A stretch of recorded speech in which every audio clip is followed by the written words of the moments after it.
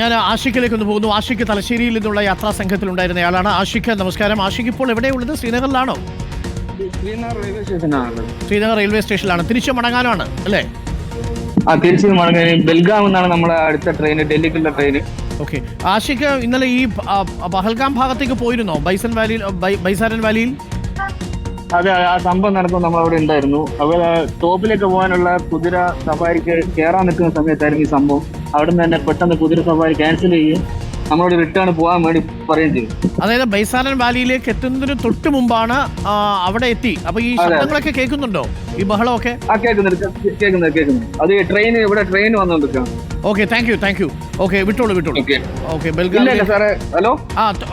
നമ്മുടെ ട്രെയിൻ അല്ല, അടുത്ത 10 മണിക്കാണ് ട്രെയിൻ. ഓക്കെ, ശരി. അല്ല, ഈ ബൈസാരൻ വാലിയിലേക്ക് പോകുന്നതിനിടയിൽ അപ്പം അതിന് തൊട്ടടുത്തെത്തിയപ്പോഴാണോ ഈ തിരിച്ചു പോരാൻ പറഞ്ഞത്? അതെ, ബൈസാരൻ വാലിയിലേക്ക് കുതിര സവാരിയായിട്ടാണ് പോകേണ്ടത്. അപ്പോൾ അവിടെ കുതിരക്ക് പോകാൻ വേണ്ടി സെറ്റായി നിൽക്കുന്ന സമയത്താണ് മേലെ ഈ സംഭവം നടക്കുന്നത്. അപ്പോൾ അന്നോട് നമ്മുടെ ആ സമയത്ത് തിരിച്ചു പോകാൻ വേണ്ടി പറയുന്നു. പിന്നെ നമ്മൾ 48 ആളുണ്ടായിരുന്നു. ഒരു 3 ട്രാവലറിലായിട്ടാണ് പോയത്. അപ്പോൾ നമ്മോട് പെട്ടെന്ന് വണ്ടിയിലേക്ക് കയറാൻ നമ്മളെ ഗൈഡ് ആവശ്യപ്പെട്ടു. ഗൈഡുണ്ട്, ഞാൻ ഗൈഡിൽ സംസാരിക്കാൻ പോയി. ഓക്കെ, അതിനുശേഷം തിരികെ മടങ്ങി അല്ലേ? അതിനുശേഷം നമ്മൾ തിരികെ മടങ്ങി. ഓക്കെ, ഇപ്പോൾ നിങ്ങൾ 48 പേരും ഇപ്പോൾ റെയിൽവേ സ്റ്റേഷനിലുണ്ട്. എല്ലാവരും സുരക്ഷിതരാണ്?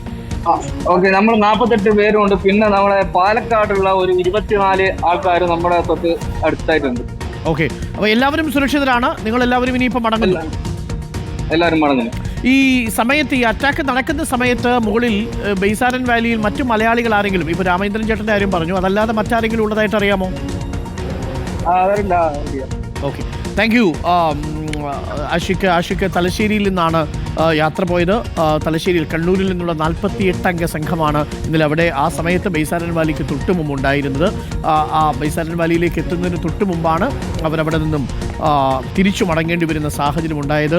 ഈ ഭീകരാക്രമണത്തിൻ്റെ ഒരു മരവിപ്പിലാണ് യഥാർത്ഥത്തിൽ അവിടെ എത്തിയ വിനോദസഞ്ചാരികൾ